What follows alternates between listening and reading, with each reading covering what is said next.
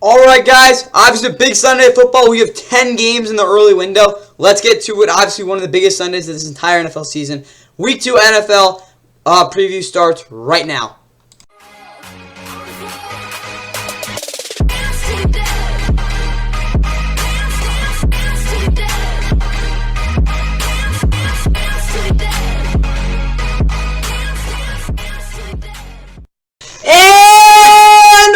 What is going on, guys? Welcome back to the NFL. Of course, please like and subscribe. Hope you guys enjoy the NFL Week 2 preview. Obviously, going through all 14 games that will be going on here, of course, on Sunday.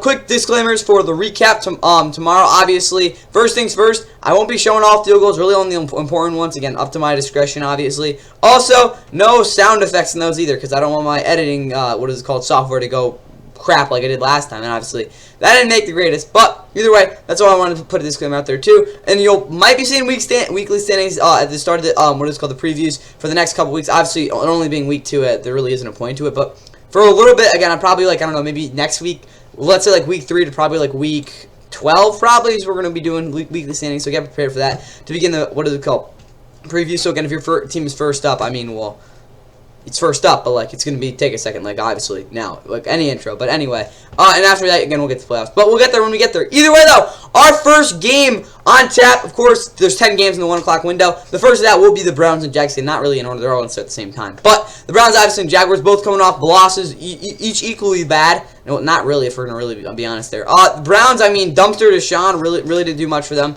especially downfield. That offense really struggled to do anything sort of explosive at all. They did score some garbage time touchdowns. I guess that's going for something. But defensively, they just got boat raced in a lot of ways. Not in the fact that, again, they completely struggled, but again, it was more the fact that, again, it was a lot of underneath passing. And again, they got to be a little bit more patient with that type of stuff, because again, if they're able to stop that, they really don't have any other issues, because their run defense was awesome overall. And obviously, yeah, they gave up the 1 touchdown, but again, their pressure was great too. It just, again, being able to make those tackles and also forcing incompletions. Again, they were really good at a lot of parts of last year. That's when they were the most dominant. But it's one weakness of this defense, again, if there is one. So that's really what I want to see for them. And obviously, as well, that offensive line definitely needs to play better than they did last week. Meanwhile, for Jacksonville, obviously they had a 17-point first half. They looked really good, or it was 14, whatever. They went scoreless in the second half, if I'm not mistaken, and Trevor Lawrence really struggled. And obviously they blew a 10-point lead, and now they're 0-1, and they probably want to win this one.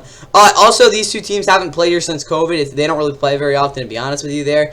They played last year, actually. Trevor Lawrence threw a career high, I think. No, he threw 4 interceptions one game, I think. Whatever, yeah, I think it was against the Titans. Either way, though, he threw 3 interceptions last year against these Browns, and obviously they won that one in pretty dramatic fashion, 31-27. But last time they played in Jacksonville, their quarterback at the time, I think it was Mike Glennon, if I'm not mistaken, actually had a pretty good game. But the Browns still won 27-25. That was a long time ago. Either way, though, this game will be at 1 o'clock on CBS, NFL Plus, and Paramount Plus will be your streaming services for this game. Announcing the game will be Chris Lewis, Jason McCourty, and Amanda Guerrero. I think this is their first game they're announcing this year, so get ready for that.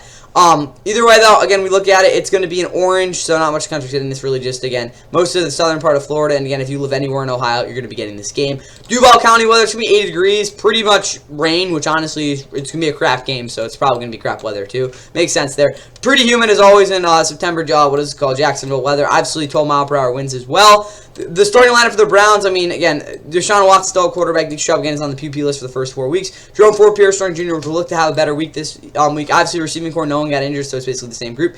David Njoku, the starting tight end, is out. He didn't look great last week anyway, though. Jordan Akins will be the starter, obviously. Jedrick Wills is out. I'd expect Jack Conklin to be out. Whenever he's questionable, he usually doesn't play. So, DeJuan Jones will probably play left tackle. I don't know. Maybe they'll figure that out. And, of course, they got James Hudson there as well. The interior of the O-line is still intact. They are not coming off a good week. I want to see them play better. Defensively, defensive line is exactly the same. Maurice Hurst being on IR isn't great, though. Mike Hall, obviously, is in the PUP list. Linebacking core is intact.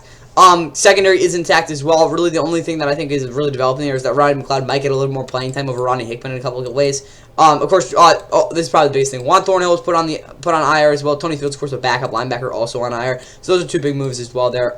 Dustin Hopkins, obviously, is their kicker. Corey Walker is obviously their punter. And then, obviously, same returners and long snapper as always. Meanwhile, for the Jacksonville Jaguars, let's get to it. There we go. Trevor Lawrence obviously looking to bounce back. Travis Etienne Jr. looking not to fumble in the red zone. Tank Bigsby will probably get a good amount of carries anyway, though.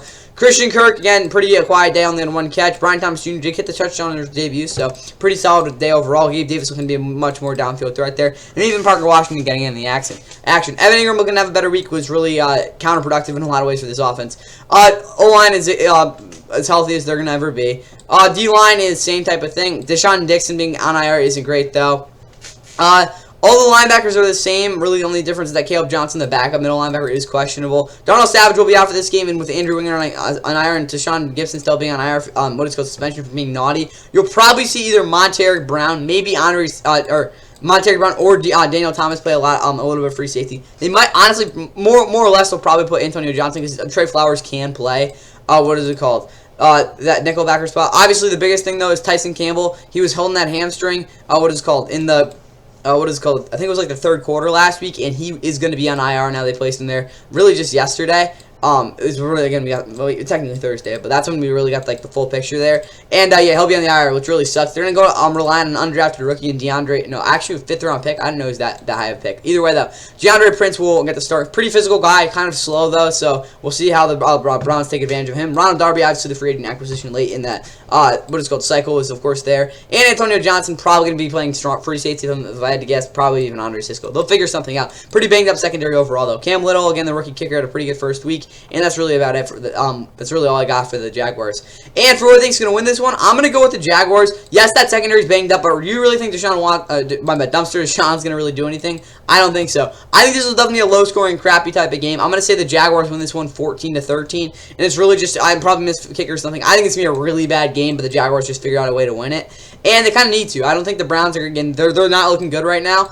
Again, whoever wins this one, honestly, loses it. It's going to be in a really big hole. But the winner of it, kind of stays alive, I guess. But pretty big game for both these teams here. That's all I got for this one. Let's get to our next one.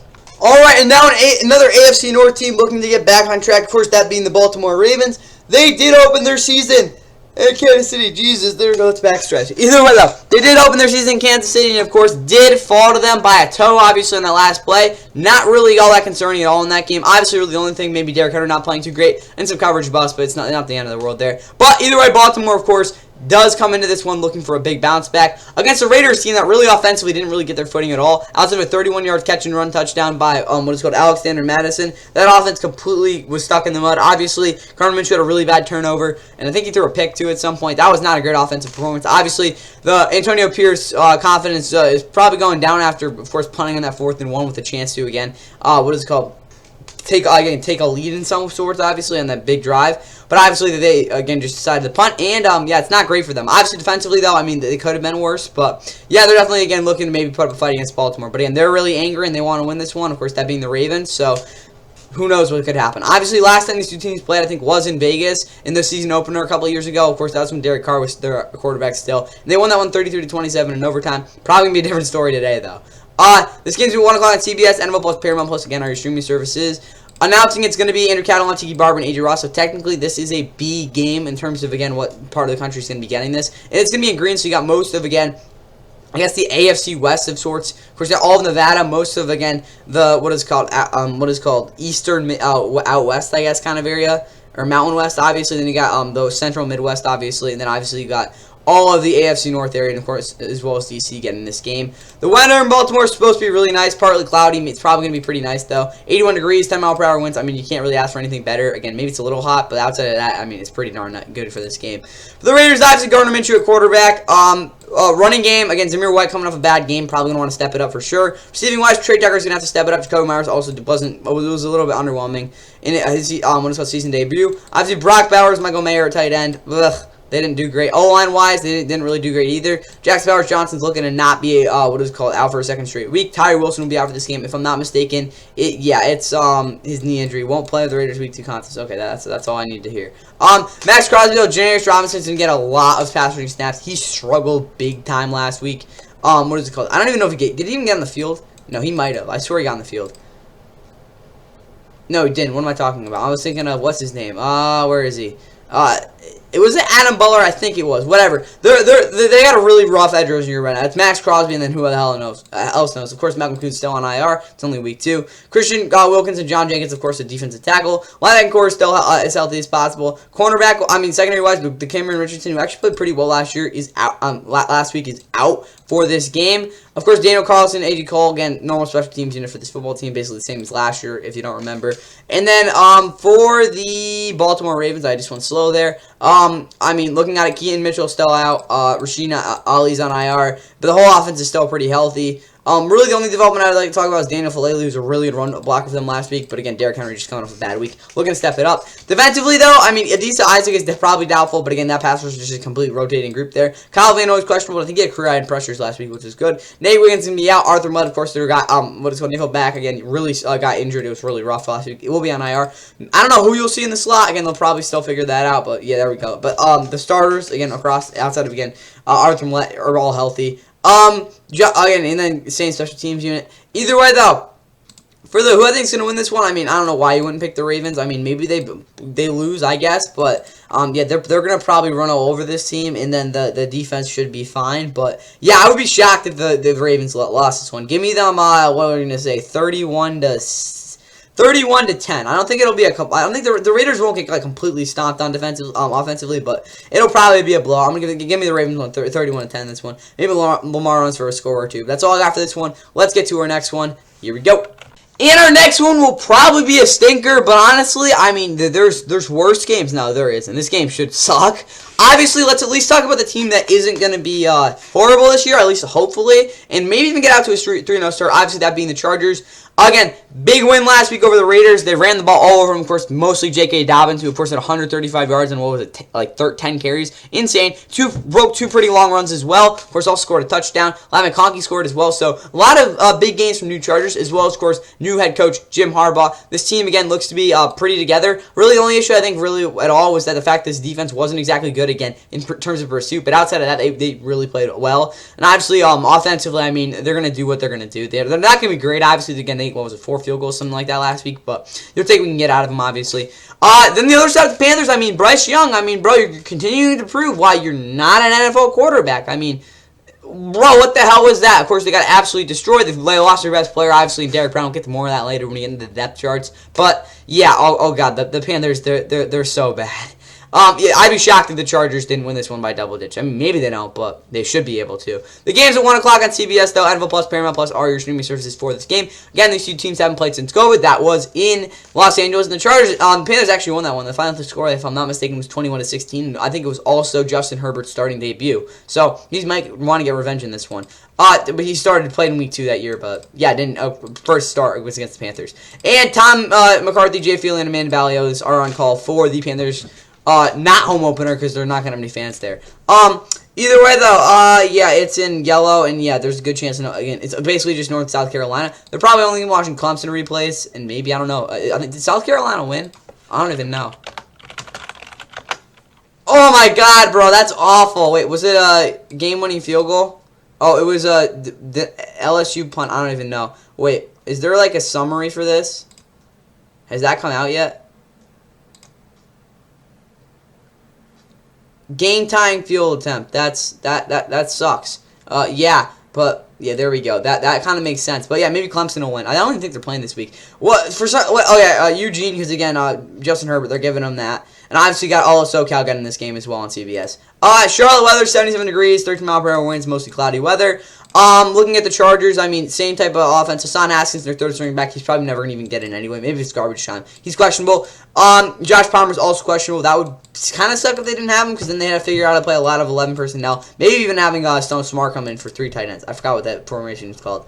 Either way, the O-line is the same group, I guess. Defensively, Joey Bosa's being questionable. That's probably going to be a little bit of an issue, but Tuli Tupelotu was great last week.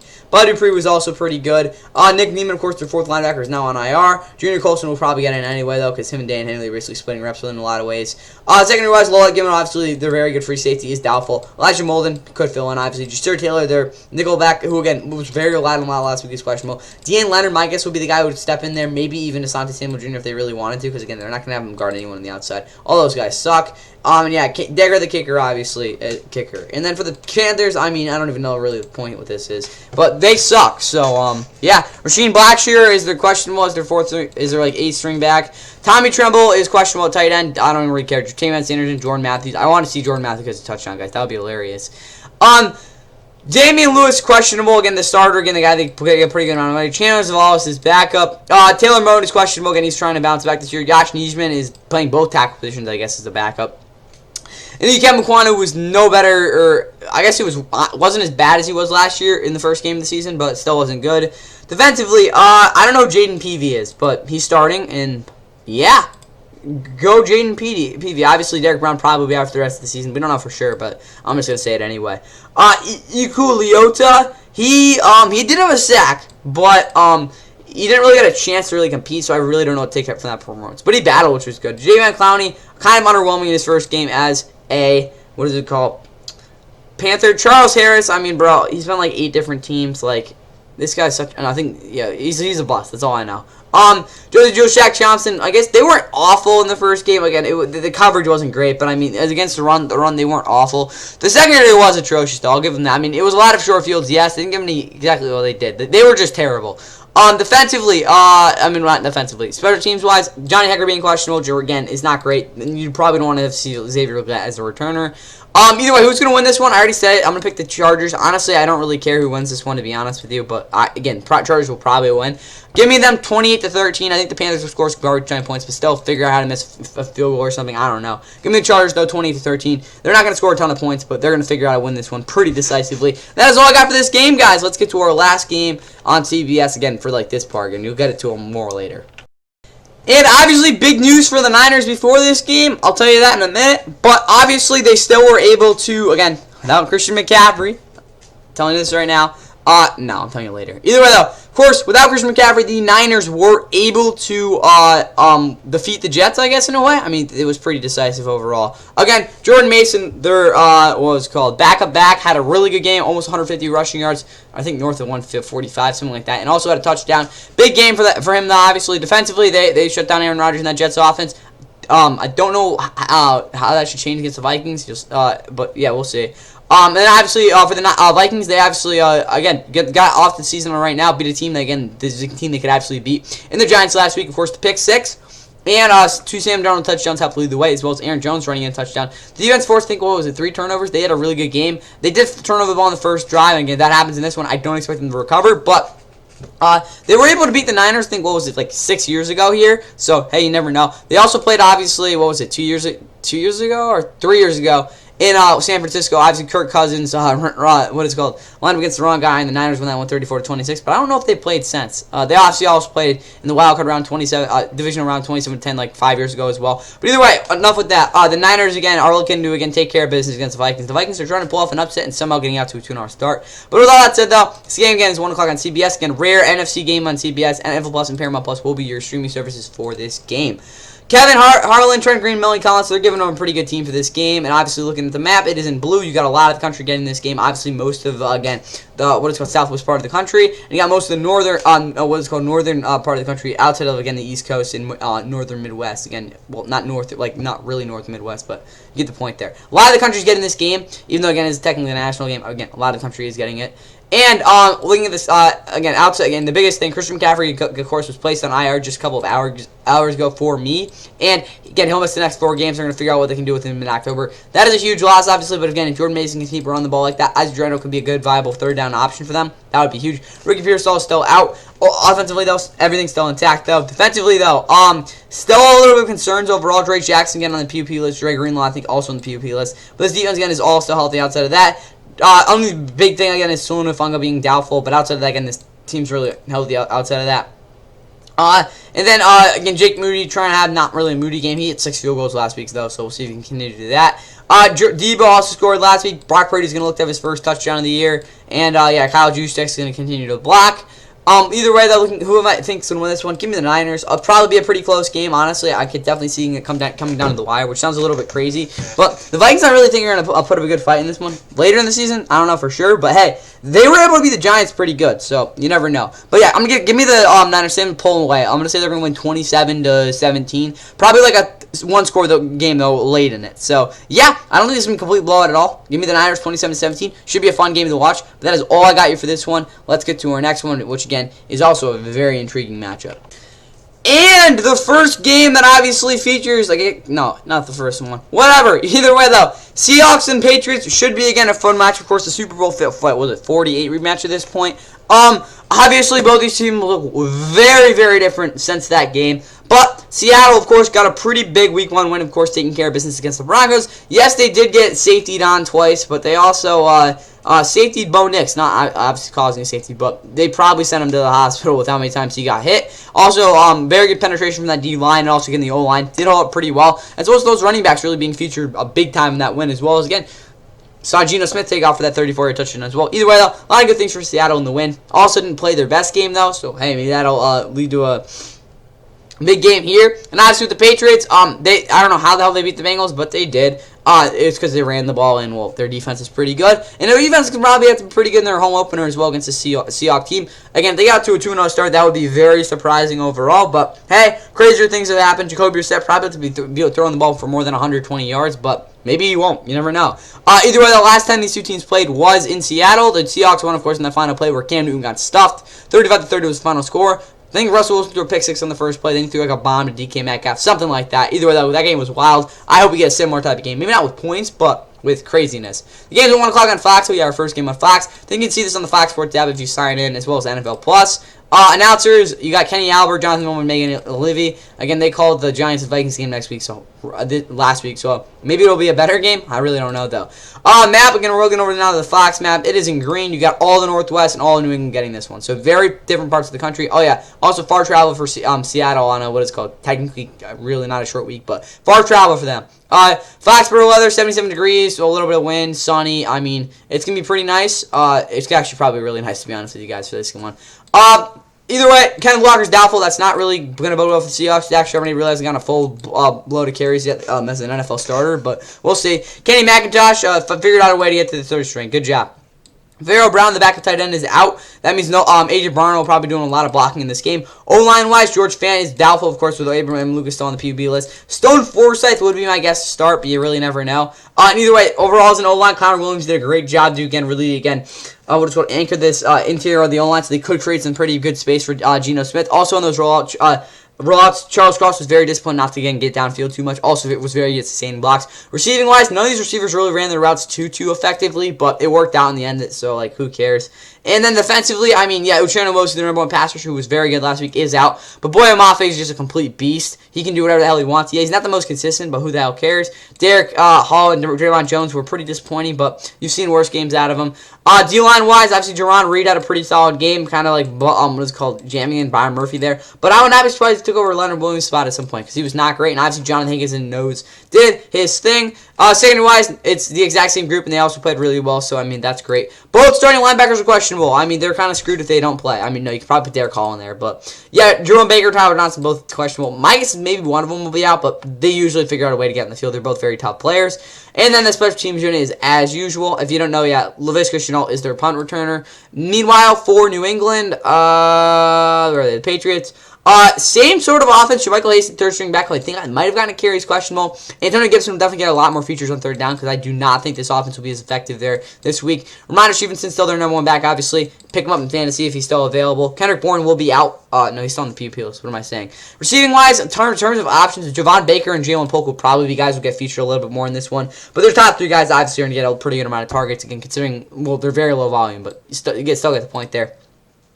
Hunter Henry, Austin Hooper will get a lot of snaps at tight end. City So, of course, the starting left guard is out a second straight week. Nick Leverett will be their left guard. Cole Strange, again, is on the PUP list. Layden Robinson, kind of an up and down debut, but as a run blocker, he was really effective, so, yeah, that's great. David Anderson will walk forward. Michael Wan round out that offensive line. Defensively, though, I mean, Detroit Wise Jr. is questionable. He was decent last year. No, last year, honestly, probably, to be honest with you guys there. D-line-wise, I mean, Daniel Akule was actually pretty decent in terms of pressure. Keanu White won a lot with that finesse move of his. And obviously, Devon Gotcho was pretty good at nose tackle. Again, the rest of the front seven, a lot to be desired, but they did do a good job consistently making plays. Kyle Duggar was a menace. Still was questionable for this game, though. And outside of that, I mean, you got your normal Patriots team. Either way, though, who I think is going to win? I'm going to take Seattle. I really don't like this pick, to be honest with you. I could absolutely see the Patriots somehow winning this one. But honestly, I think they'll be able to at least score a couple more points than the Patriots. Their offense at least looked somewhat stable last week. Give me them 24-17. And yes, I do think the Patriots' offense will be a little bit more effective this week than they were last week. Even if, again, their defense does take a little bit of a step back. But yeah, maybe a couple big plays, change the tide in this one. Could absolutely see the Patriots winning this one. Should be a really fun one to watch. Well, not really. These two teams are going to probably be really boring. But give me the Seahawks 24-17 anyways. That is all I got for this game, guys. Let's get to our next one. Alright, and our next game, of course, is going to be a very, very, very funny one. honestly, I really think this game is just going to be ridiculous. Obviously, Big Tony and the Colts are going to look to get their first win, of the season, obviously against the Packers, who really had a rough start to the season. And you'll see in the outro, I kind of gave them a little bit of hope. Again, the way the game ended for the outro wasn't good, but hey, there was a highlight in it, so yeah, you'll see why when we talk about him in a second. Either way, though, Big Tony and the Colts had a lot of big plays, but not really big results. Obviously, fell to the Texans on that last drive. Their defense really didn't play well at all. I mean, they did force. No, they weren't very good. They didn't exactly give up too many big plays. It was more the fact that, again, they couldn't stop Joe Mixon, and they gave some pretty open receivers underneath, which, again, is not always the greatest thing. But Jalen Jones played awesome. We'll get to him in a second. But either way, Colts, obviously, 2 big touchdowns. Bomb from Anthony Richardson, 65-yard, 60-yard touchdown to be exact. Alec Pierce, obviously, as well as 54-yard just missile, just like a seed right to Ashton Doolin in between 2 defenders, who, of course, and he took the rest of the way to the house. But, again, a lot of big plays for the Colts, and try to be a little bit more consistent this week. Packers, on the other hand, I mean, they lost Jordan Love to a torn MCL, or sprained MCL, something like that. It ain't great there in, of course, Packerland, and they probably won't have him, honestly, probably earliest would be week 5. But they're going to be going to someone who, of course, they traded for, and are going to be counting on big time. I don't think they'd expect it, but they did. Outside of that, though, they did not play well defensively in that loss. But they did force, 3 turnovers, so I guess that is something. But probably have to do the same thing today if they want to win. Either way, 1 o'clock on Fox, and yeah, Fox Sports app, Enville Plus, same type of thing. Now, again, of course, they gave the Fox's second team. I don't know why, but honestly, probably for the right reasons. Again, a lot of people should be watching this game. Joe Davis, Craig Olsen, Ian Pam Oliver with ESPN Radio, Steve Levy, and Mike Tannenbaum on the call for this game. Then of course we got in what is it called? Blue. Most of the what is it called? Northern Midwest, and we got some of the Mountain West getting this game as well. Of course, you got all of what is called Illinois getting it, and again all of Wisconsin. If you were concerned about that, not all of it. Again, they intrude somewhat with what is called Minnesota. But outside of that, yeah, that's what's getting this game. The weather in Green Bay, it's gonna be 83 degrees. Pretty hot there actually. Some wind, obviously mostly sunny, so it could be a little bit of a part, but probably not at all. For the Colts, obviously, same sort of offense with breakdown. Josh Downs questionable. He was coming off a not a great week. Alec Pierce is going to look to keep catching Bob. Ashton Doolin might get higher up in the depth chart. Again, with Josh Downs, if he is inactive. Donnie Mitchell obviously had a pretty frustrating debut. He could have got 2 touchdowns. Big Tony's got to be a little bit more accurate with those. Colin Granson, they're starting tight end. He played a lot last week. The O-line was pretty decent. Could be a little bit better as a run defense. What's called run blocking group though overall. Defensively, Kwity Paye and DeForest Buckner got a lot of pressure on C.J. Stroud. But if they both don't play, Leatu Latu have to do a lot of what is called working up again against those. Against probably Rasheed Walker, if anybody. Because again, he's not just going to be able to win with power because he never has been able to. But again, if he's able to manipulate him enough, he should be fine. Then Sugan Olubi had a pretty roller coaster debut. Debut, something like that, whatever. But hey, he's out there. Zach Franklin, EGSP though, they played a lot of what is called nickel and dime in this one. Julian Blackman being out is going to hurt their run defense overall. They will have to probably bring in that third linebacker a little bit more. Samuel Womack, Ronnie Thomas might get a little bit of action there. Ryan Harrison Jr. obviously is a bona fide linebacker at this point, though. Juju Brents is on IR. That really sucks. Dallas Flowers getting the returner. I think he's the returner, whatever. He's going to start at corner. And then, of course, Jalen Jones, who had a very good week last week. See if he can continue that, obviously. Daniel Scott, why is he on IR? I still don't know why he's on IR. But yeah. Jalen Jones again had a very good last week. Of course, Kenny Moore in the slot doing his thing. Ramak Gay still kicking the ball for the Colts. And for Green Bay, where are they? There we go. Jordan Love is doubtful for this game. He's not playing. Malik Will is obviously going to start, and he sucks. He was terrible at the Titans, of course, 2 years ago when he got those starts. He's not great, obviously, but hey, maybe he can run a little bit. Obviously, that's what was the biggest thing with him coming out of college. Josh Jacobs, obviously the free agent acquisition, looking to have another pretty solid week. Marshall Lloyd questionable, but probably Emmanuel Wilson with a couple very solid runs last week. Jane Reed's questionable. Unfortunately, their big play threat. I mean, it makes sense. He was great last week. Dontavian Wicks-Bowman probably getting a little more involved in the offense, as well as these tight ends. O-line wise, they didn't really play that well, but they're able to penetrate enough to get some pretty good run lanes. Holes going, and if that can continue, that would be awesome. Defensively, everyone is healthy that was healthy at the start of the season, which is really good, but they got to tackle better, and they got to be a lot more opportunistic and also be more, territorial over the middle, I guess. Braden Everson, he missed some kicks. The Packers can't find a kicker, I guess, right now. And the kicker is they also can't find a quarterback. Ha, ha, ha. Either way, though, I didn't say last time these two teams played, but that game was wild as well. That was I think it was during COVID as well. I think it was Colts 34-31 in overtime. Yeah, I don't know why there's so many interleague games this week. Either way, though, Give me the Colts in this one. I think it'll be a blowout. 34-10. Andy Richardson's going to run for like 4 touchdowns or something like that. Probably similar to how the Colts played last week in week 2. Last year, of course, they won 31-20. But Andy Richardson won't get cussed. And, yeah, C.J. Stroud is a lot better than Malik Will. So, yeah, 34-10. Packers get crushed. Not too surprising there. That is all I got for this game, guys. Let's get to our next one.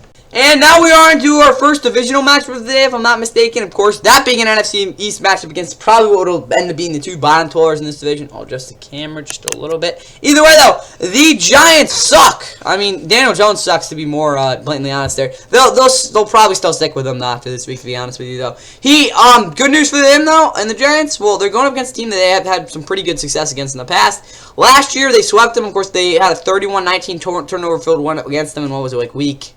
What was it? 11. They also won week 6, 7, 14-7. So they beat them in the past, but this Giants team is a lot worse than they were last year. And that's kind of unbelievable, even though they were pretty bad last year anyway. But yeah, trust me, they're really bad. Defensively, they were really ineffective outside of that one drive. It wasn't like they were giving too many big plays. It was just, again, a lot of the places they were getting into, they really didn't get out of. And also with that offense being so conservative and not really trying to do anything or anything schematically, really adjustments at all, this team just was doomed from the start. They're looking to, not suck this week, but they probably still will. Commanders on the other side, yeah, Jane Daniels, 16 carries, 88 yards, 2 touchdowns. Most of it was in garbage time, but that was decent. Problem was his defense was completely inept. They had like 8 different plays where the receivers just wide open.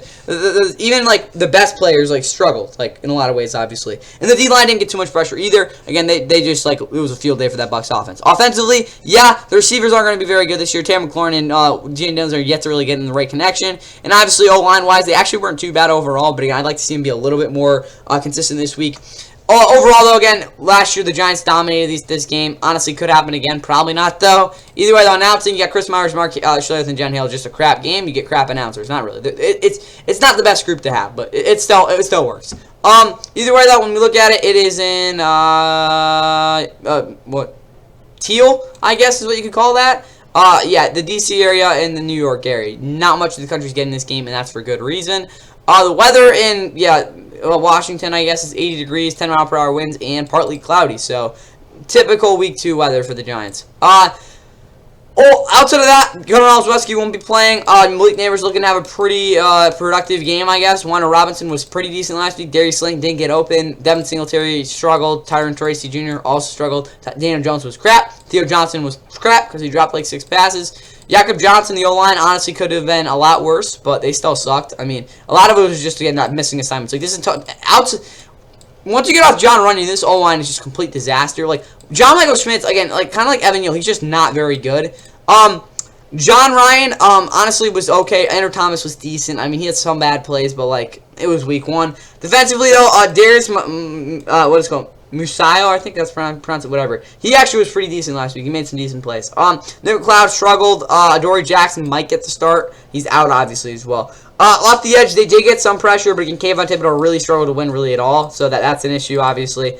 Outside that, though, secondary is pretty much intact from what they wanted at the start of the year. Drew Phillips, I think, needs to get in a little bit more. Curtis Flot's getting beat too consistently at the nickel. Deontay Banks was solid last week, though. Jason Pinnock did make some plays. Tyler Newbin could have been better. Again, first game, getting deep against, dipping his feet, obviously. Dave Melton can step in whenever they need him. And then, yeah, basically the same exact thing for the special teams unit. Meanwhile, for the Commanders, yeah, I don't think anyone's injured. I think it's the exact same lineup. No, wait. Cleveland Farrell is questionable. Carlos Watkins is behind him. Josiah Newton, obviously, their second-round pick rookie, obviously, is questionable. F.A. Obata is on the PPL. Forbes will be out for this game, probably for a good thing that's true. And Quan Martin is questionable, of course, free safety. Derek Forrest, more or less, will probably be their free safety. They'll probably move Jeremy Chin over. They'll figure something out there. I don't think Jeremy Reeves will be playing too much in this game, though. Austin Cyber, I haven't heard of this guy's name in a minute. He's going to be the Commanders' kicker this week. So, yeah. That's what's going on there. Who's going to win this one? I'll give me the Commanders. It'll probably be a close game. Let me say 17-14. I think Daniel Jones will at least be able to score a touchdown this week, which, again, they haven't really been able to do really well at all with him. And honestly, I'll give him some credit. They'll actually score one in the first half with him.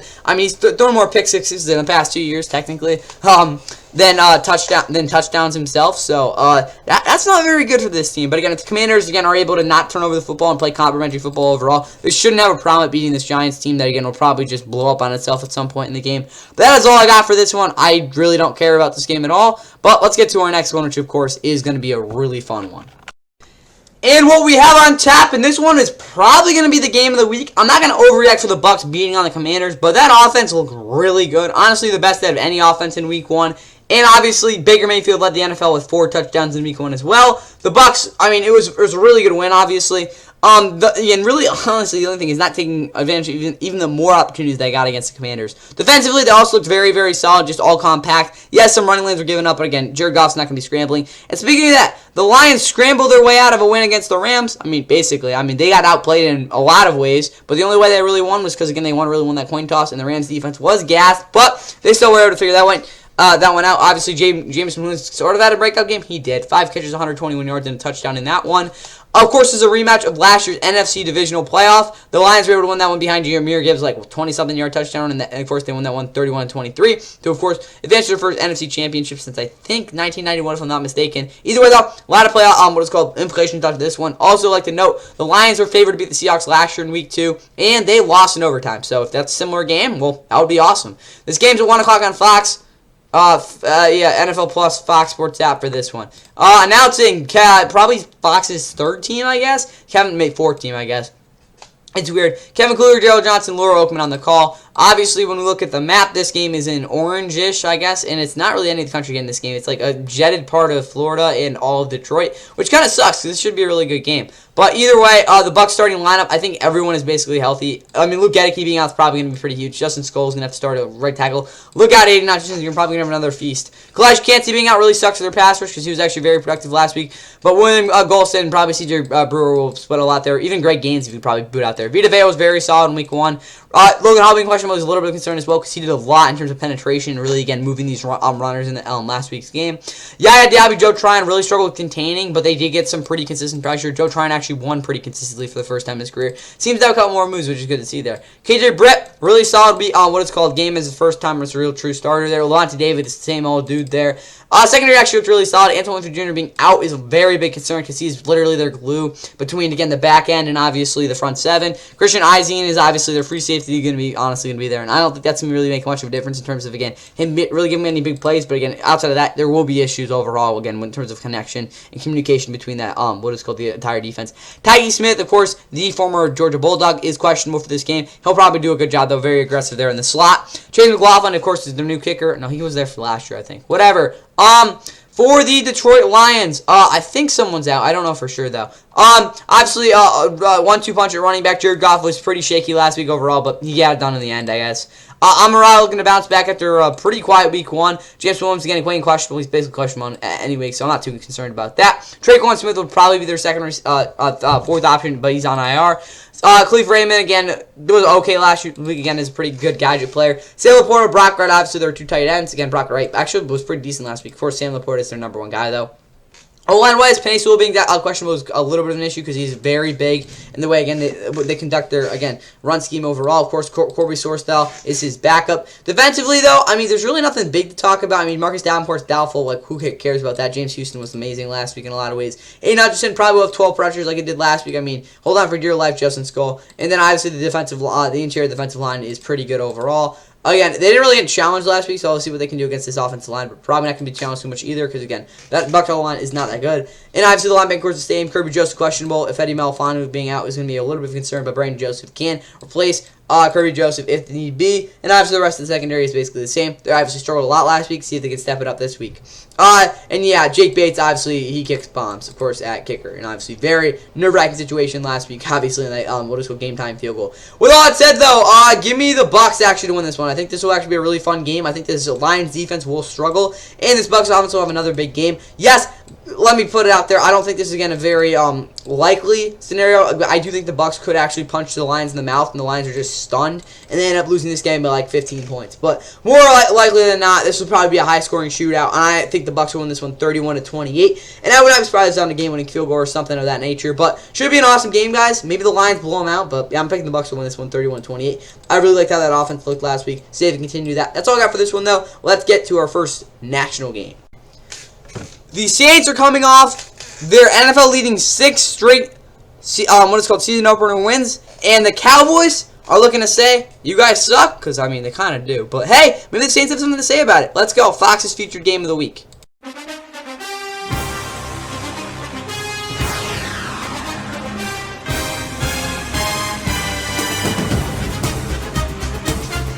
And yes, Fox's first like standalone game, I guess. Of course, it is the NFL on Fox, and it'll be the Saints, who of course, they got a pretty big win last week against the Dallas Cowboys or Dallas Cowboys, whatever way you want to call pronounce their name. Either way, though, the Saints obviously blew the doors off the Panthers last week. I mean, not too surprising. The Panthers suck, but hey, that's what they do against bad teams. Of course, they're off to a season-opening win for their 6th straight season, like I mentioned in that little intro thing. Either way, though, Derek Carr has proven he cannot beat good teams and really sucks at big moments. This is a big moment for this team early in the season. Pretty good measuring stick to see how, again, not terrible they are, I guess. But with that said, on the other side for Dallas, they obviously gave 2 massive contracts out right before the season started. They look to be paying off, obviously, with that blowout win against the Browns in week 1. But, again, that was really just dumpster to Sean, giving them that win. But, hey, maybe if they can, again, show the home crowd what it's like. Obviously, they've won 16 straight home games in the regular season, which, again, is just crazy. But they dominate here. Let's see if they continue that here, of course, in their home opener, Jesus, the 2024-2025 NFL season. This game's at 1 o'clock on Fox. Obviously, got Fox Sports app, NFL Plus, everything for this game. Obviously, Fox Info Sunday starts at noon before this game, obviously, as well. And I think you got a post game as well. Either way, Kevin Burkhardt, Tom Rinaldi, Aaron Andrews, Tom Rinaldi, Kevin Burkhardt, I think Tom Brady, my bad. 2 Toms, obviously. But, yeah, Fox is #1 team for this one. Looking at the map, yeah, it's in red. You got a lot of the country getting this game because, again, it is the national game. For the Saints, though, I don't think, yeah, Felicia Fulago's questionable. He was very solid in week 1, though. Trevor Printing wasn't completely awful, though, which, again, is pretty good to see. Offensively, of course, you saw Rashid, she catch like a 60-yard bomb. That's pretty good to see. Derek Carr did 3 touchdowns. Alvin Kamara also ran in a touchdown. Pretty good for me in fantasy. Jamal Williams sharked a couple touchdowns as well. I think it was just 1, though. Foster Moreau, again, now they're starting tight end, taking over for Juwan Johnson, Taysom Hill. They basically have 3 guys that do a lot of stuff for that offensive tight end, though, in terms of versatility, obviously. Defensively, Kalen Saunders being out, I think, is a big issue, because, again, he's a big run defender, but, again, Brian Breezy, he's just going to step in. But he's still questionable, so maybe even Christian Boyd gets a shot. Off the edge, though, everyone's healthy, and then, obviously, linebacking-wise, pretty good. But the depth is a little bit hurt, of course, from the 5 and DeMarco Jackson, both out. Jalen Ford, of course, is questionable. Of course, the guy, rookie out of Texas as well. Paulson Adebo is ready to have another big week. Marshall Lattimore is questionable, but, again, he was still really good last week. Khalid McKinstry could step up. We'll see what happens. Of course, Alontae Taylor is their slot with pretty similar safeties. I'm still shocked that Will Harris is in over Jordan Howden. But Jordan Howden, he had the pick, but like was not great in coverage last week. He's loud. And then obviously you got the same special teams unit. Meanwhile, for Dallas, you got Dak at quarterback. Jake Ferguson is doubtful. And then outside of that, the O-line again had some guys on IR. Again, Chuma Udoka being the biggest guy. But they played well last week overall. I really liked what I saw from the 2 rookies as well. Tyler Guyton and Cooper Beebe both did a lot. And of course, the skill positions did their thing. I just like to see Zeke maybe have a couple more rushing yards overall, or carries, but that's what you got there. Defensively, though, everyone's healthy. That, again, should be healthy again overall. Kalen Carson actually was really good last week as well. Special teams unit, same thing as usual. And then, who do I think is going to win this one? I think the Cowboys are going to stomp on the Saints. Give me the Cowboys, what are we going to say, 28, no. Let's say 26-13 they're going to win. I think this defense is going to have another big week. And the Cowboys' offense won't be good, but they'll do enough to win this one as well. So maybe a couple big plays here and there. But yeah, I gave the Cowboys an uncomfortable 26-13 win. Of course, to wrap up Fox's games in the early window, let's get to the other game, obviously starting off CBS's doubleheader. Aaron Rodgers and the Jets didn't play very good last week, but they will get an opportunity to win this one against a very dismantled Titans team. Let's see what they can do. Of course, kicking off of CBS's first doubleheader of the season.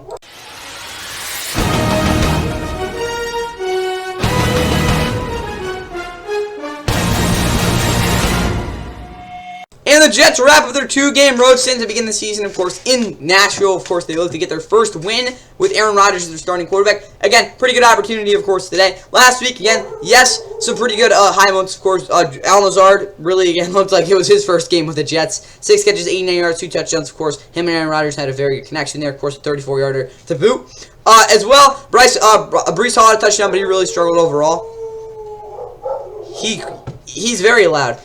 Defensively, they weren't very good against the run. It was a lot of bad tackling, a lot of bad misassignments, really just gap filling. But outside of that, it could have been a lot worse.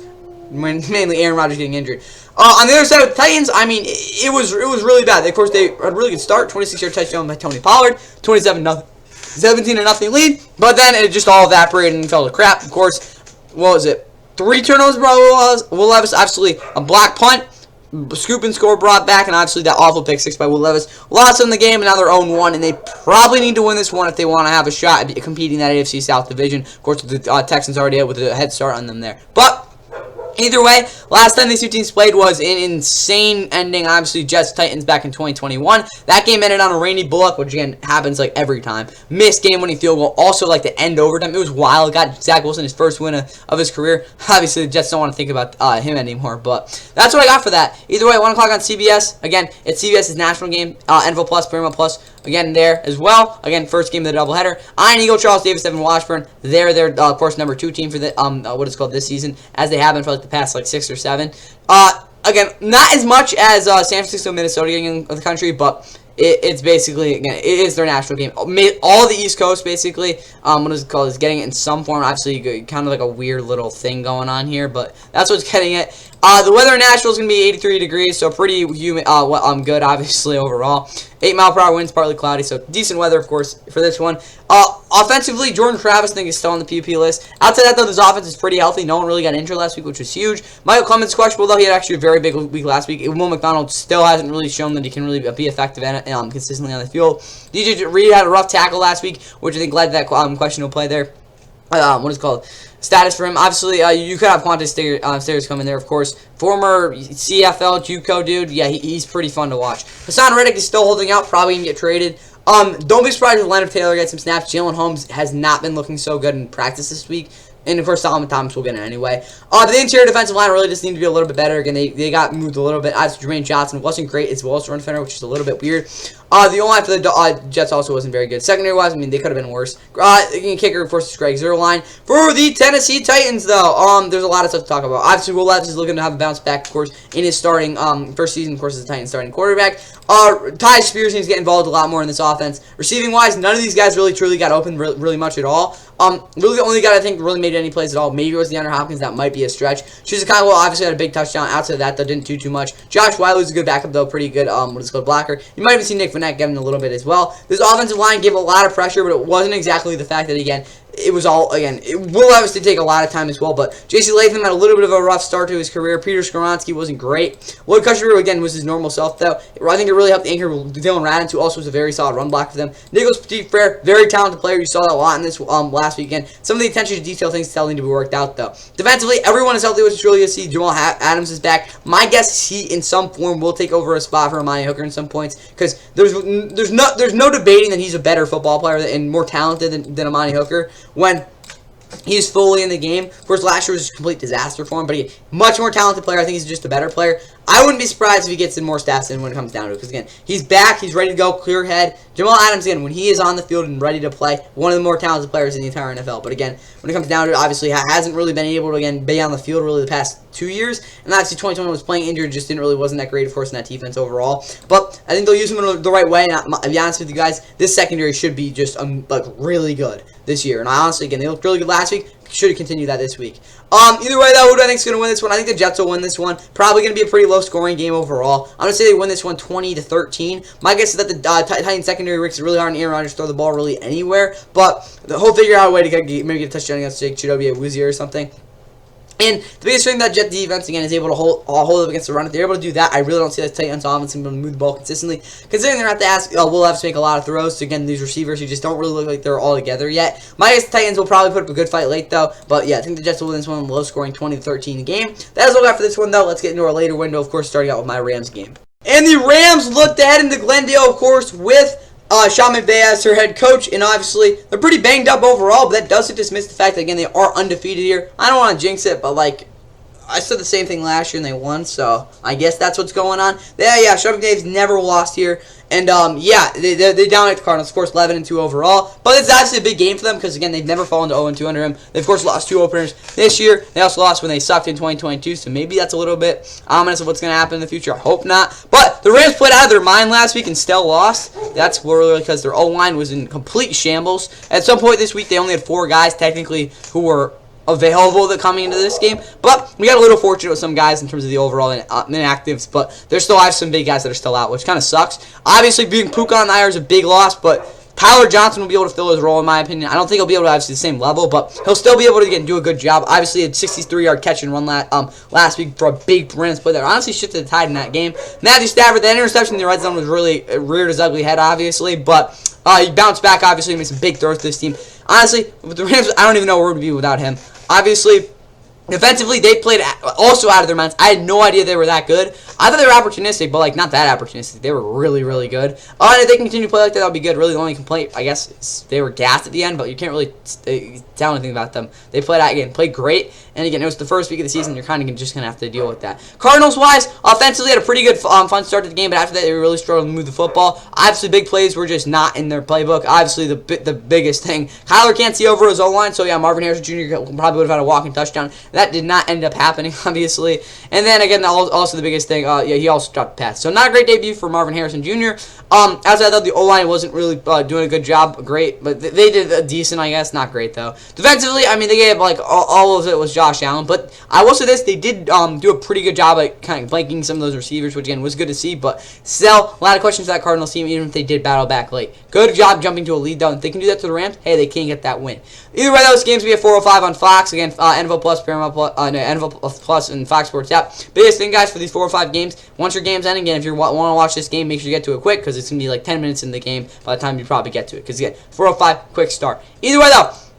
Announcing it will be Adam, me, Mark Schlereth, and Christina Pink. ESPN will have Chris Carlin and Harry Douglas on the call for it. On the map, and of course it is in yellow, so you got basically all the West Coast getting this, and also some other random parts of the country. It's kind of weird there. Rams starting overall though. Again, the biggest thing: Jimmy Garoppolo last week he will be out again in terms of suspension. He'll probably be back as the backup. Stetson Bennett. Well, again, we'll see what happens with what they try to do. Maybe competition. You never know. Matt Stafford got banged up a little bit last week, but I think he is ready to go. He might be a little bit not 100%, but we'll see. Running game. See if I can get back into tune. Obviously, Cooper Kupp is going to be the entire receiving room. No, it won't be. I like to see Tutu Atwell get a lot more targets this week. I think they'll try to get some deep balls to him. Jordan Whittington had a pretty solid week overall, again, considering he's a rookie debut. Tyler Johnson is key to this offense. Again, if he underperforms, it's going to really hurt. Demarcus Robinson, again, he'll do his normal stuff. You don't have to worry about him. Colby Parkinson had a very good week. Davis Allen being out at tight ends kind of sucks because they don't have to go to Hunter Long, who's just complete, waste of space out there. Ty Nsekhe will be our second left tackle. They did sign him as well as Jerron Christian. They're basically just putting guys out here to fill body spots, obviously, or fill starters, obviously. Alec Jackson, last week, he will be suspended. We need him back. Katie Levison, obviously, on IR. Steve Avila was put on IR. Of course, I think he was in a walking boot, something like that. But Jonah Jackson, thank God, he's really the only guy who's truly 100% healthy. Bo Limmer, of course, he just can't was thrown into the fire last week. Did do relatively well for, again, that sort of being a reality there, but he's back in there, obviously. Kevin Dotson being questionable. He was in a walking boot. I really don't know what to expect from him.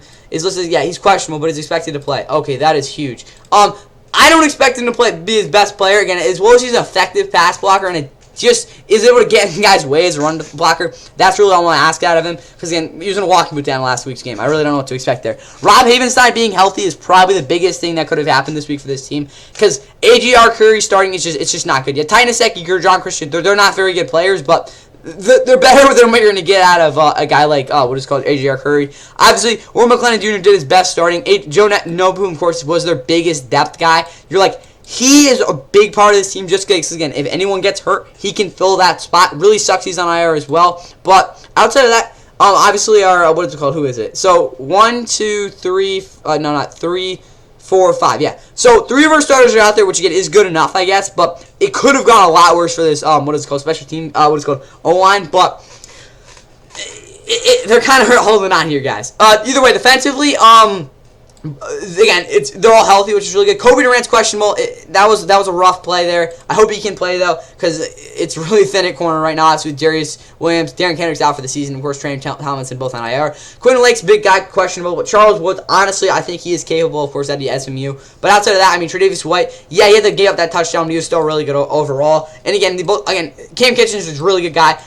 But yeah, we at least need one of these guys to be able to play. And then obviously, Joshua Carty's obviously our kicker. And then overall for the Cardinals, I mean, they don't really have anyone injured. Xavier Weather, like an 8th team receiver's hurt, but outside of that, I mean, maybe Elijah Sproul, he I think fell a little bit weird last week, but again, really basic thing. James Conner has to break more tackles. Kyle has to be able to see over his own line, which again, it's never going to happen. Greg George has to be a little bit more quicker on some of his underneath routes, because again, that's a big part of this offense. And yeah, Max Mullen's questionable. No one's injured on this defense, really. Matt Prater, big Gelly can round out that team, obviously. Who do I think is going to win? Give me the Rams. I think this will actually be a pretty close game. I think the Rams are going to have to really fight to win this one, to be honest with you. But if, again, with our teaming somewhat healthy, not really, we're really banged up, but if we play anyway like we're able to last week, and we were able to get out to, again, beat, because Cardinals are going to come out hot. If we're able to, again, kind of counteract that and kind of punch them back in the mouth, I really don't see why we can't win this one big, but I don't think that's actually going to happen. Honestly, I think they're going to win this one 33-23, and, again, we've won it here when it's been a lot worse. Obviously, the biggest example was when, of course, we really took the Rams really again turned that tide, of course, in that Super Bowl winning season. Obviously, when they were down, two of their biggest players, obviously Tyler Higbee and obviously their superstar cornerback Jalen Ramsey, both took like COVID crap in Week 14. The Cardinals were the best team in the NFL at that point in the season, and then the Rams just came in there and just smacked them in the face. And hey, Super Bowl we came. I mean, they lost to the Niners like in Week 18. Either way, though, yes. This is going to be a tough game for them. I don't think they're going to be able to just kind of run over them like they've been able to in some games in the past. But, again, they were what it's called, survive that initial surge. I really don't see why we can't take off and Kyle Williams can't roast his team like he did last year. But that is all I got for the Rams and Cardinals game, guys. Give me the Rams 33-23. And, honestly, probably will be close for most of the game, to be honest with you guys there. That's all I got for here. Now let's get into, I don't know, maybe Russell Wilson's playing. A lot of questions in this next game. And CBS's alternative to, of course, their big national game is the Steelers and Broncos. I mean, I'd rather watch paint dry, guys. Well, being a little bit more serious, the Steelers didn't score a touchdown and still beat the Falcons last week. Again, they turned every game they play into absolute crap unless they get blown out, which is honestly still crap. So, yeah, every single game is like that. Of course, Justin Fields is starting for them last week. I don't know why they wouldn't switch. They won, and their offense actually didn't look too awful. I mean, it still was pretty bad, but, like, it wasn't too awful. And their defense is still awesome. Broncos, I mean, Bo Nix was just awful. I mean, every drop was, like, 4 steps back and then just throwing it to, like, someone who wasn't open, even though he like took 8 seconds to throw the ball. It was not good. They didn't run the ball. No sort of rhythm. No sort of like strategy on offense. And when you don't have that, it's just not going to work. Simple as that. And obviously, Sean Payton's looking to step up. Obviously, this week. They lost their home opener last year against the Raiders, 17-16. They lost their home opener the year before. I think it was to the Seahawks, something like that. Either way, though, obviously this is a big game for both these teams. Steelers obviously could get out to a 3-0 start if they're able to win this one, which would be really nice. Broncos, I mean, honestly, this is just a game. I honestly think they're going to win just because, again, well, we'll get to the prediction later, I guess. Either way, the last thing these two teams played, I think, was actually back in they played in 2021, I think. It was in Pittsburgh, and the Steelers snapped like a 3-game losing streak, 27-19. It was a pretty fun game to watch, though. Either way, though, announcing it will be Spiro Diaz, Adam Archuleta, and DT Kingdombawa, as well as Larry Conn and Brandon Noble being on Sports US Radio. All right, on the map, you got it in blue. It's like a little bit of a blech down here through the Mountain West and also down into like New Mexico for whatever reason. And then again, most Philadelphia, and then like little shades of what is that? What state is that? Jesus, how am I going a little slow here? So we got, I don't even know, is that West Virginia? Whatever, that's weird. Either way, Denver weather, 87 degrees, good wind, not really, and mostly cloudy, so not great weather for this game, I mean, in terms of heat. Either way, though, probably a lot of oxygen masks. Russell Wilson is questionable, probably shouldn't start anyway. Yeah, either way, I don't even know what's going on here, guys. This is just spazzing out. There we go. All right, running game will be probably better this week. Again, they used all 3 of their backs, kind of, again, a mess with Arthur Smith. I don't even know what, again, he's feeding Najee, which, again, is a good thing, because, again, I think he understands. You got to give Najee the football. Again, that's how your offense is just kind of like bad. Like, think about it. What the hell do we do? Just give the ball to Najee when you don't really know that. And obviously, you got 2 other guys, too. Receiving-wise, I mean, Van Jefferson was decent in terms of getting open. Obviously, George Pickens is their big play guy. Calvin Austin, I mean, there could have been worse games for him. And obviously, Roman Wilson is questionable for this game. Pat Freiermuth, Michael Pruitt at tight end.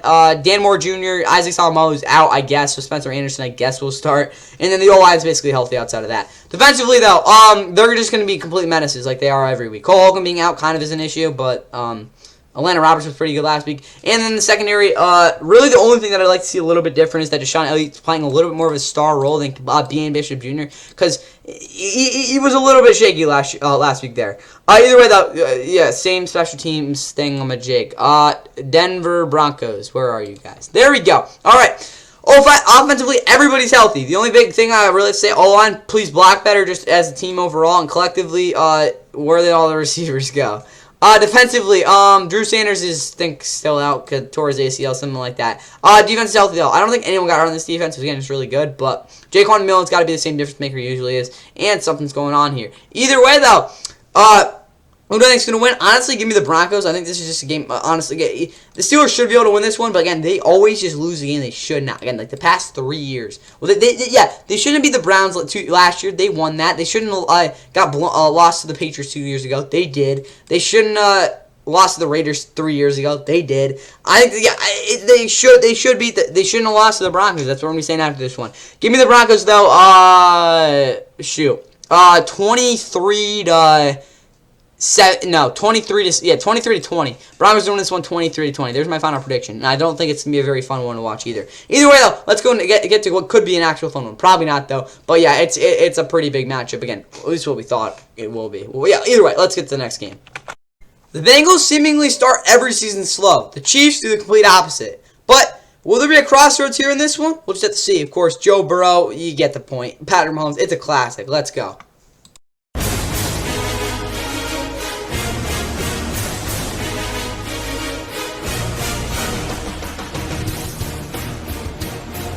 Get what on paper looks to be a early regular season dandy. Of course, CBS's doubleheader game of the day obviously is the Bengals and Chiefs. The Bengals, I mean, oof, their offense looked awful last week in a lot of ways. They did move the ball, which again tells you something. But I mean, they had 2 really bad fumbles. Joe Burrow didn't throw the ball downfield at all. It looks like he has some sort of disease in his hand or something. I don't even know. His wrist is so messed up right now, guys. And the Bengals are probably going to fall to 0-2. But they can at least try to beat the Chiefs, who, again, just continue to win. I mean, that's what they do. Obviously, they got the best player in the world. They won their game. I'm back toe, but yeah. Again, they did have some bad news happen for them. At least that's something again for Bengals fans to be somewhat happy about, or really Bills fans to be honest. There. Either way though, yeah. Again, these 2 teams have played like a lot, a lot in a lot of big moments. Obviously over the past couple of years, because again these 2 quarterbacks are basically just duking it out for. No, not really. Mahomes is better, but of course 2 of the past 3 AFC championships have been this matchup. And, of course, Bengals won the first one. Of course, Joe Burrow is the only quarterback outside of Tom Brady to beat Mahomes in the postseason. That, of course, was an overtime, 21-3 blown lead for the Chiefs. Of course, the Bengals, of course, came back in that one. And then again, the Chiefs won 2 years ago, and it was a pretty not really anticlimactic, but a pretty sad ending for the Bengals. Either way, though, again, these 2 teams are again they played last year, but Burrow was injured, and it was just Chiefs clinching the AFC West for like the 20th straight year. Either way, though, this year it's going to be different, I guess. Jim Nantz, Tony Romo, Tracy Wolfson, Compass Media Radio, Chris Cariano, and Brian Baldinger are the announcers on Compass Media Radio. Don't know what that is, but hey, if you have it, you have it. The map, though, again, it's the whole country because, again, it's the big game of the week. 82 degrees, 7 mile per hour wind, sunny, pretty. No, this is 4 o'clock. What am I doing? I think I did. Yeah, never mind. Yeah, partly cloudy. That looks a little bit better. Either way, Bengals. Yeah, T. Higgins is down for another straight week. Trenton Irwin still can't really run routes right now. I don't know what it is. Charlie Jones and yeah, Jermaine Burton's really back there because he can't block. Tanner Hudson's doubtful as well, which kind of sucks because he actually had a pretty good week last week. Amarius Mims is doubtful of, course, depth piece at this point right now. O-line last week just didn't really, dominate, and I really wanted to see them do that. So maybe they do that this week. Probably not, but you never know. And Zach Moss really has to take a lead role there. They got to kind of just bump Chase Brown out of the depth chart, to be honest with you guys there. And throw the ball deep to Jamar Chase because that's what he does best. Chris Jenkins Jr., I think, is still on the PUP list. G.J. Ivey is out, which kind of sucks. Dax Solo playing corner. I just don't see that really working. Again, he was okay last week. He's a good tackler, obviously, but it's not really natural for him. Geno Stone was very good. The whole entire front seven did a good job as pass rush collectively, but against the run, they just completely got bullied, and it's not going to work out well for you. Von Bell also didn't do his job in this last week, which again is probably going to bench because honestly Jordan Battle's just waiting there, feeding the start. Cam Taylor-Britt, you're just going to get what you get out of him in terms of the run defense, but his pass coverage is elite. And outside of that, I mean, you got a special teams unit, I guess. Meanwhile, for Kansas City, there's really only one big thing I want to talk about, and that's really about it. Because I mean, again, there's other stuff, I guess, but it's again Hollywood Brown probably being out for the rest of the season. Again, I think what was it like? Yeah, shoulder. Yeah, I think he's out for the rest of the season. I think he got it was rough, but he's probably out the rest of the season. Either way, though, Juju's probably gonna have an expanded role either way. McCoy, it's better than Sky Moore. I don't know why that's not going on there. Kingsley Tyler had a very good first career game, and the rest of that O-line is elite. Outside of Jerron Taylor, but you're gonna get what I get out of him, obviously. Charles Mennehu's still out. And yeah, Felix Anuku's number, FAU, is as bad as FAU, of course, to college. And then the rest of the secondary is actually pretty good. Shamari O'Connor obviously had his up and downs last week, but overall was really good. Matt Ariza, punt god, is doing this thing back there. Let's go. And for regards who's going to win this one, I'm going to pick the Chiefs. If it was week 3, I'd pick the Bengals, but the Bengals always probably start 0-2, of course, trying to make it a third straight year, obviously. I think the Chiefs are actually going to win this one pretty handily. I don't think the Bengals are in a pretty good fight. It's always close, though, so I'm just going to give the Chiefs 31-24 win, but I think the Chiefs, they're going to go up by 2 scores late, and then the Bengals are going to score and maybe get some wild finish. But, yeah, I think the Chiefs are going to get out to a 2-0 start, 31-24 win for them in this one. That is all I got for this one, of course. Now let's get into our Sunday night matchup, of course, rounding up this NFL Week 1 preview. Caleb Williams and that Bears offense had a disastrous week 1, but can they bounce back against what could be one of the best teams in the league? Of course, my Super Bowl pick, the Houston Texans. We'll have to see, but they're playing in front of the whole country on the second week of Sunday Night Football.